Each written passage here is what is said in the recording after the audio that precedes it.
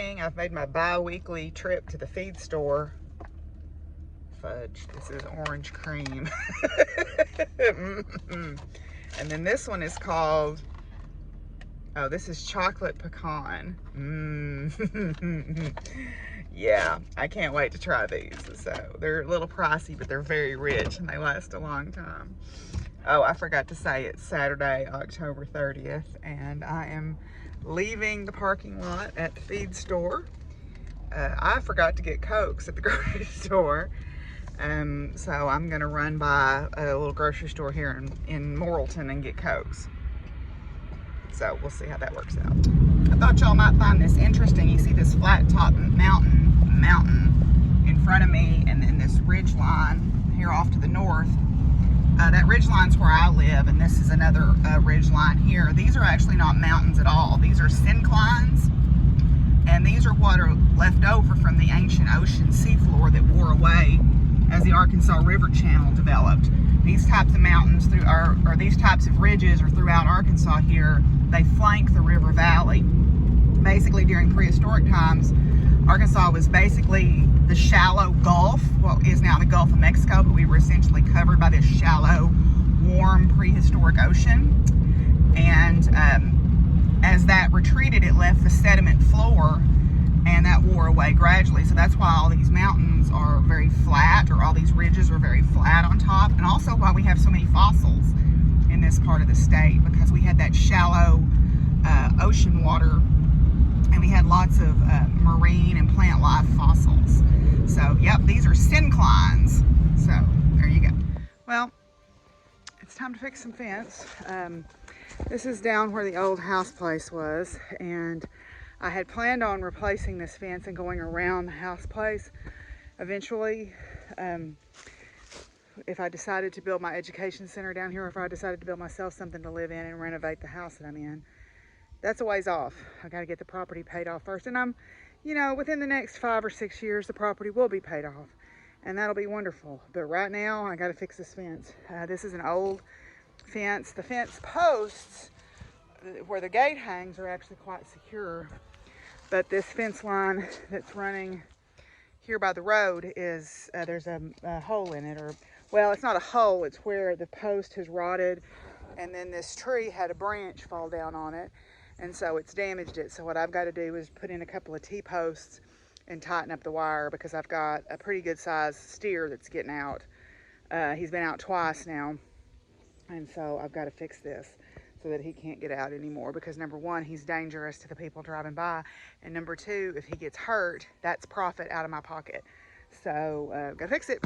Yay.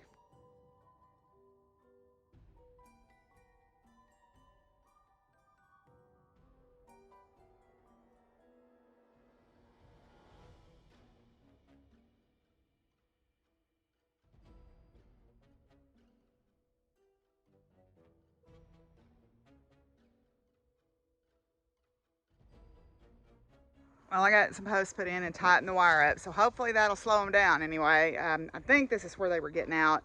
The problem is people try to help me put them up, they'll just go through the fence wherever they can get through and not show me where they got out. If I leave them alone and just kind of ease them slowly, they'll go in the hole they got out at and I can find it and fix it.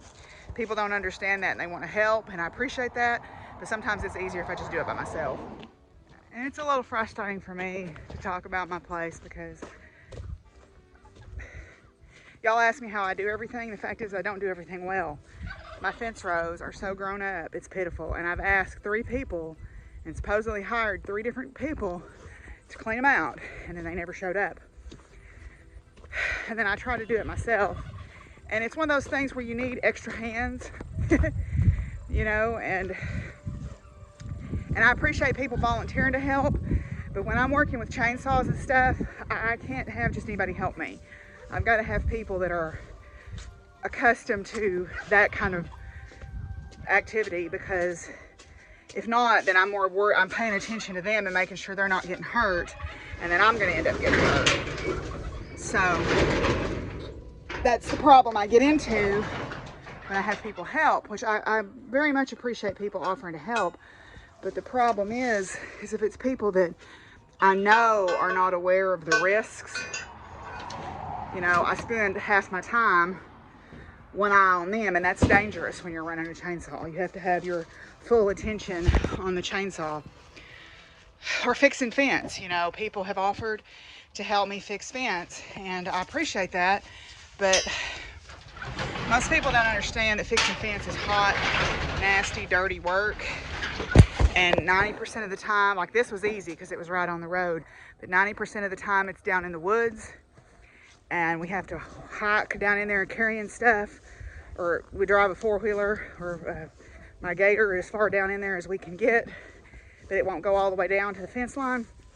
And I appreciate that, but if I know they don't know what's going on, then I spend a good portion of my time either helping them, which slows me down, or making sure they're not getting hurt or in trouble. And it's just sometimes easier to do it by myself, but then there's some things I can't do by myself, like cleaning up the fence rows, like fixing pins. Some of the stuff I can fix by myself, but some of the stuff it takes 2 or 3 pairs of hands. And I get really frustrated because I don't have any help like that. I don't have any consistent, skilled help. And I guess, you know, people that do this, they have a partner that helps, or they have family, you know, they have a whole family that's invested in the place, and it's just me. So this is why my place looks like it does. It's a mess. It's a mess. I mean, it's a get by until I can afford to hire people, and hiring people is kind of a crapshoot because you don't know what you're getting, as I've learned in the past, which is why my bathroom, I spent $8,000 on a bathroom remodel, and I don't have a fully functional bathroom because the guy ripped me off. And I checked his references, you know, all this stuff, and, you know, it was one of those, and my fault, you know, somebody local, and oh, he was great, and he'll do you right, and handshake deal. I'll never trust people like that again. But then I have Reese's, who is always, I can always count on Reese's. Yeah, I can always count on you, huh? Did you know that you're gonna be a mascot, maybe? Did you know you may be a mascot? A fancy turkey? You are a very fancy turkey. Yeah.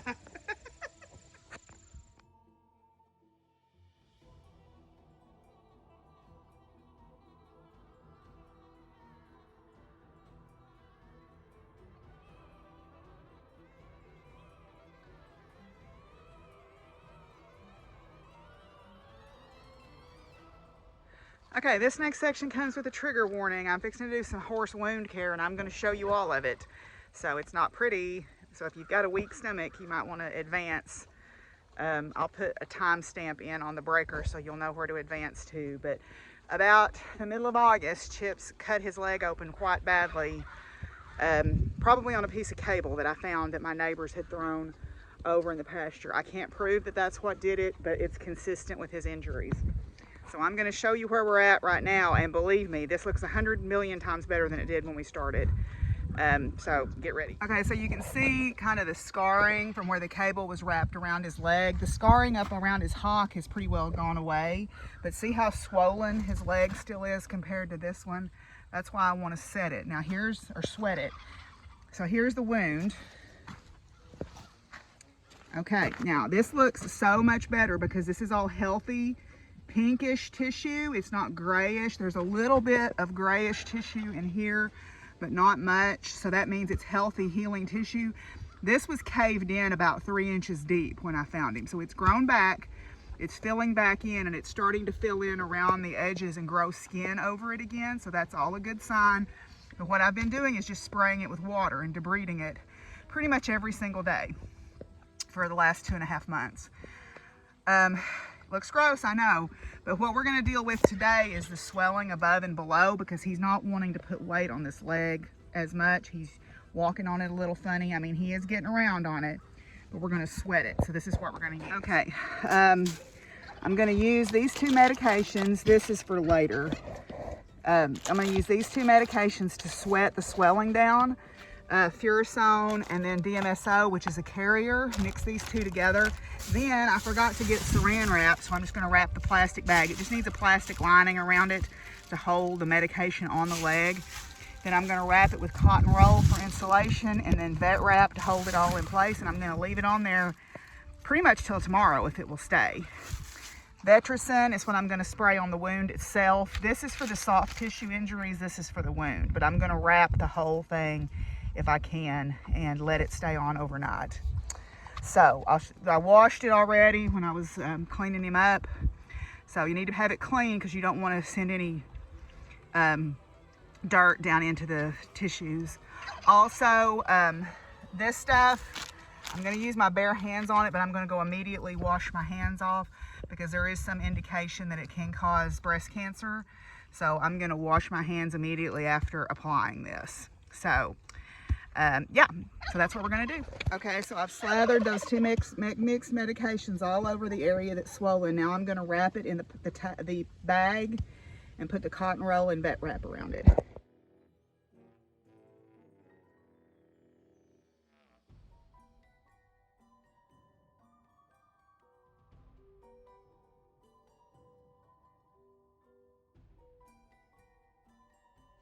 Well, it's not the prettiest job I've ever done, but it'll keep it on there and keep the medicine on there.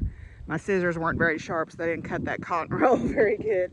But it'll keep the medicine on there, and it'll soak into the soft tissue, I hope, and take some of the swelling out, and hopefully help the healing on the wound itself. So, yeah, that's how you sweat a leg. You always wrap too, from the front to from the back to the front on the outside. So when you're pulling the vet wrap around, it needs to go from the back to the front on the outside of the leg so you don't bow the tendon by accident. Are you supervising? Huh? Are you supervising today? Yes. Everybody's gonna know who you are someday. You're famous, almost. Yeah. Reese's. You're a fancy turkey. Say, I'm a heritage turkey. I'm a chocolate turkey, which is a heritage breed on the Livestock Conservancy's list. Hi.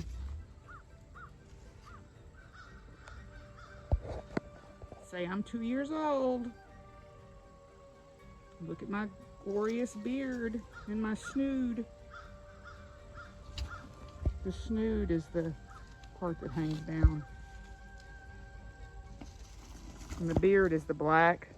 It kind of looks like horsehair hanging down in the middle of his chest. That's his beard. Say, I'm 2. Yes. Handsome man. Good morning. It's almost afternoon. Yeah? You're a handsome boy.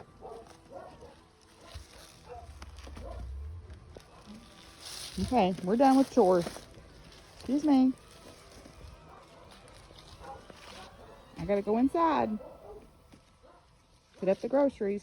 Well, I already put the groceries up. I gotta do the laundry, don't I? Thank you for your help this morning. Thank you for your help this morning. I appreciate that you still help us little folks. I saw Cheverell was talking about on her podcast, the Cheverell Stuff podcast. She got her Labyrinth Tarot. Well, I just got the Fontabella Tarot. This is a tarot card deck that I've sponsored on Kickstarter. And it's a little deck with a big heart, designed to generate kindness and self-compassion in children and the young at heart. I just got this. I supported it. I guess it's been not quite a year. They were just starting it when I was one of the first supporters of it. So I was really tickled to get it. So yay, new tarot decks, always fun. So I've been cutting out stuff, but I opened my box from Penny where she sent the octopus, and she sent me a couple of things. One of the things that she sent me was this really beautiful skein of yarn. This is Medusa yarn, so you know I love that name. And this is a test skein called Rust and Rain, and it is really pretty. It's Aran weight, so I don't know exactly what I'm going to make out of it. I think I want to make something I can wear. I like hats, but I don't wear a lot of hats, you know, to work. I'll wear them and then take them off. But maybe I can figure something out that I can wear, that I could wear as part of like a outfit. A cowl or maybe a turban or headband or something. Figure something out, because this is really pretty, and you know I love that name. But she also sent this. She sent this.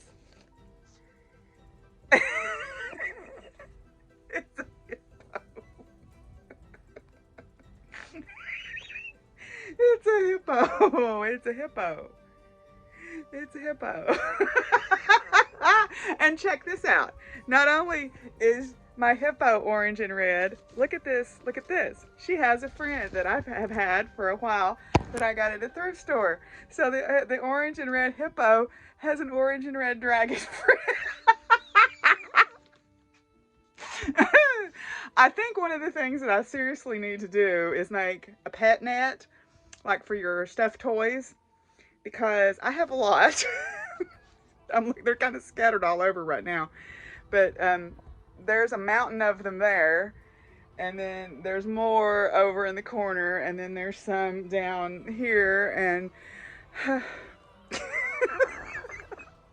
thanks, Benny. Well, I got several things cut out. I cut out a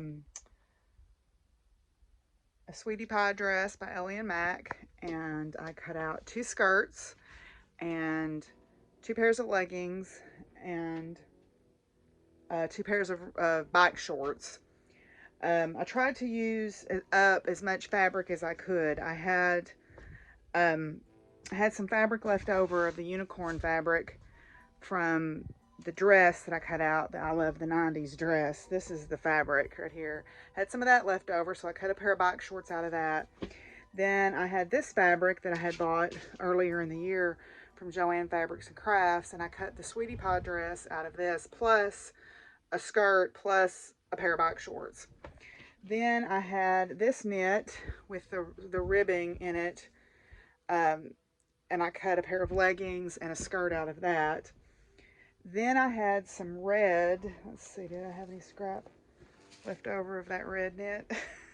Somewhere. I had some red knit that had like a waffle, like a tiny check or waffle weave in it.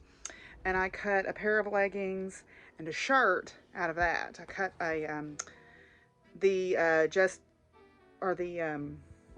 Be Captivating dress also comes as a shirt, so I cut that out of that. And then yeah, I think that's it. So I like to use up as much of the fabric as I can. I don't like to leave, like if I've got something that I know that I might use again, then I don't mind hanging on to it. But like these knit fabrics, I just want to use them up. I want to get them all used up as quickly as possible, and make them into garments, because I'm not going to use them in a quilt or for other crafts. I did keep some of the nicer knits to make yarn cozies with, in case I decide to make some of those as gifts or something. That'd be pretty easy to make up. So the plan is, I think tomorrow I'll start sewing. I've got I purchased a box pleated skirt pattern, and I've got this fabric, which was given to me. I think I'm going to test this out. I'm going to test the skirt pattern out with this before I cut into the more expensive fabric that I bought. So I will print that pattern out probably Monday at work. And I think there's probably enough of this fabric to test that pattern out with. And then I purchased an overall pattern that I'm going to make the corduroy out of. And I don't know that I've got any fabric that would be suitable to make overalls out of as a test fabric. Let me look. I might have some though. I had somebody give me some decorator fabric, some like Waverly large bolts of decorator fabric. Yeah, there's a cute bandana print that I might make some. Yeah. I think I'll test the overalls pattern. There's a denim and there's a cute red bandana print. So I might test out the overall pattern out of that before I cut into that corduroy. So I know the fabric when it was purchased is probably really expensive, but somebody just gave it to me because they never got around to using it and they wanted it out of their house. So yay for me, slush fund fabric. So yeah, I do have some other fabrics that I may eventually use up. I've got some cute fabrics that I want to make some shirts out of, and a couple of other fabrics that I want to make tunics, or not tunics, but pinafores out of, and dresses. So I'll probably get this batch of stuff sewed up and then cut out another big batch. I like to batch process stuff, and that way I can sew several knit items without changing the needle out. Well, or I'd usually change my needle out after every 2 or 3 garments, but I can sew 2 or 3 knit things, or I can sew things in the same color family out without having to change out my thread. So yeah, but right now I'm hungry, so I'm gonna go fix myself some early supper, late lunch, I guess, and open my stitchy box. Okay, stitchy box time. See what's in here today. Oh, feels like a notebook.